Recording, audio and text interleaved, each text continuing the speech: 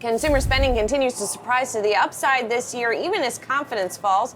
Though when looking under the surface, the resilient consumer lies within a specific group of Americans, the wealthy. At least that is according to some research that was out recently from Morgan Stanley, the economics team there, where they looked at and they said the trend since about 2004 is that 39% of consumer spending in the U.S. accounts for the top 20% of earners. Now they said that number has gone to 45%. So even though there's been a slowdown in lower income spending and even creeping into middle income spending, the rich are still spending, and that's one of the reasons that we are still seeing GDP hold up. Yeah, I like this story because we have this habit. We often just talk about the consumer. Right. But of course, there's many consumers, and there are storm clouds for the consumer. We talk about them a lot here. It's rising energy prices and higher borrowing costs, the resumption of student loan payments. But that obviously hits the lower income consumer differently than the affluent neighbors, right? And there are signs that the low income consumers under some pressure.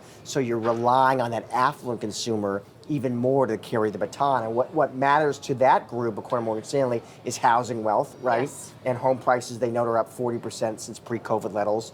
They also know corporate equities are up about 30%. That's all helping. Question is, going forward, does it look as rosy? Right, and they say they do expect things to start to deteriorate. One of the other things that has characterized past pullbacks in wealthy people's spending has been a drop in white-collar, so-called white-collar jobs, right? Which also happened around the financial crisis, in addition to a double whammy of home prices falling and stock prices falling. So that's one of the things that exacerbated the economic environment during that period of time.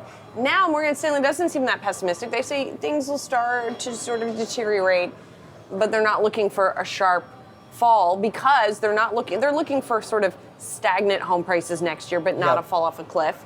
And doesn't sound like they're looking for a big drop in stock prices. I thought it was interesting, though, the way they did detect some signs that maybe that pressure is moving a bit up the ladder. Like in the note, how they talked about there are signs the middle income consumer is pulling back because they're checking with their teams that cover things like fine dining and luxury shopping. Right. So the pressure may be moving a bit up the socioeconomic ladder. Yeah, we've seen some luxury companies also that have talked about a little bit of wavering. So we'll have to see how it all plays out.